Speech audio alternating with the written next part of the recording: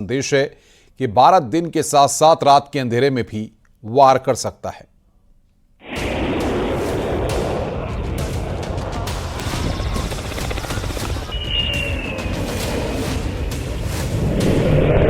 पाकिस्तान से जारी तनातनी के बीच भारतीय वायुसेना ने उत्तर प्रदेश के शाहजहांपुर में गंगा एक्सप्रेसवे पर फाइटर जेट और हेलीकॉप्टरों की लैंडिंग का अभ्यास किया। ये भारतीय वायुसेना ने पहली बार किया। इससे पहले ये प्रैक्टिस बस दिन के उजाले में की गई थी।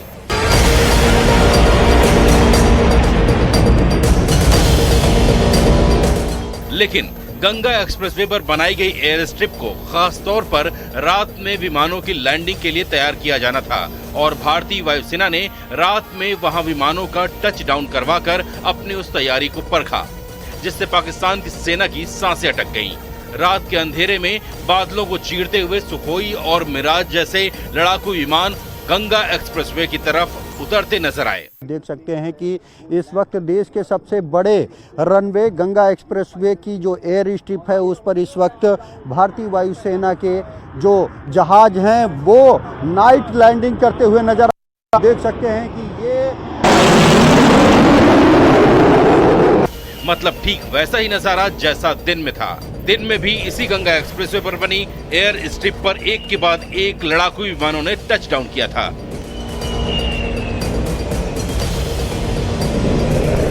मतलब पाकिस्तान को यह साफ संदेश था कि दिन हो या रात, उजाला हो या अंधेरा, भारतीय वायुसेना की ताकत पर कोई असर नहीं पड़ने वाला।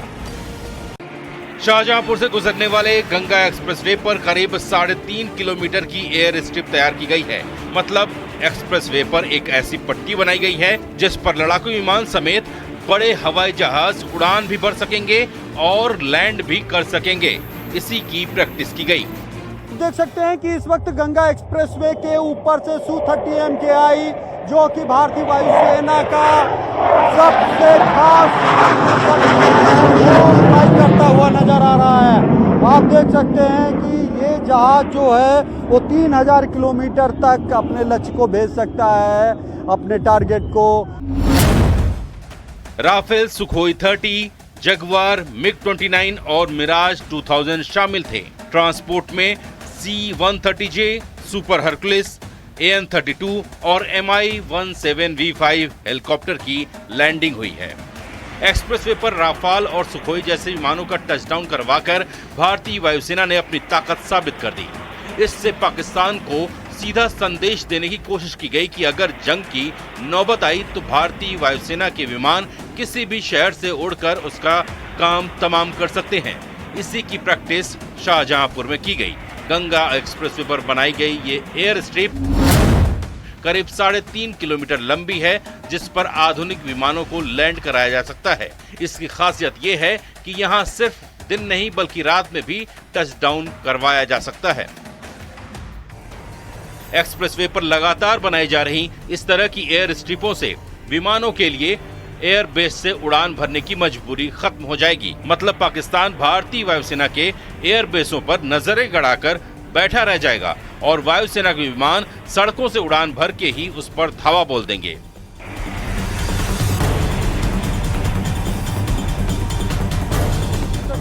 इस वक्त गंगा एक्सप्रेसवे पर Su-30 MKI जो कि भारतीय वायुसेना का बेहद खास युद्धक विमान है वो इस वक्त उड़ान भरते हुए नजर आ रहा है। आप देख सकते हैं कि इस वक्त गंगा एक्सप्रेसवे पर जो एयर स्ट्रिप बनाई गई है उस पर भारतीय वायुसेना के फाइटर प्लेन जो है उड़ान भरते हुए नजर आ रहा है। सबसे पहले AN-32 और उसके बाद आपने देखा कि 130J सुपर हरकुलिस के बाद अब ये सुखोई जहाज ऊपर से आपको उड़ता हुआ नजर आया है। ये जो जहाज है ये बेसिकली रूस का है, ट्विन सीटर वाला है, मल्टी रोल फाइटर जेट है। इंडियन एयर फोर्स के पास 260 से अधिक जो सुखोई विमान हैं वो इस वक्त मौजूद हैं। 2002 में ये इंडियन एयरफोर्स की फ्लीट में शामिल हुआ था। ये जेट सबसे ताकतवर फाइटर प्लेन में से एक है। सुखोई MKI 3000 किलोमीटर तक हमला करने में सक्षम है और इसके साथ ही साथ जो अन्य फाइटर प्लेन हैं वो भी एक एक करके सामने आकर इस गंगा एक्सप्रेसवे की इस एयर स्ट्रिप जो कि 3.5 किलोमीटर लंबी है, उस पर टच एंड गो की एक्सरसाइज में शामिल होते हुए नजर आ रहे हैं। भारत के पास ऐसी सिर्फ एक एयर स्ट्रिप नहीं है, बल्कि भारत ने ऐसे कई एक्सप्रेसवे तैयार कर रखे हैं जिन पर विमानों की लैंडिंग कराई जा सकती है और एक्सप्रेसवे का ये जाल भारत के कई राज्यों में फैला हुआ है। भारतीय वायुसेना केंद्रीय सड़क और परिवहन मंत्रालय के साथ मिलकर देश भर में ऐसी कुल 28 एयर स्ट्रिप बनाने की तैयारी में लगी हुई है, जिनमें कई तो बनकर तैयार हो चुकी हैं और कई की टेस्टिंग भी की जा चुकी है। इनमें अकेले उत्तर प्रदेश में ही 4 एक्सप्रेसवे पर एयर स्ट्रिप बनाई जा चुकी हैं। वहीं चीन के खतरे को देखते हुए असम में भी 5 एयर स्ट्रिप बनाई जा रही हैं। यूपी के अलावा राजस्थान और ओडिशा में भी एक एयर स्ट्रिप की टेस्टिंग की जा चुकी है। एयर स्ट्रिप का महत्व इमरजेंसी या युद्ध काल के दौरान भारतीय वायुसेना के लिए वैकल्पिक रनवे स्थापित करके भारत की रक्षा तत्परता को मजबूत करना है।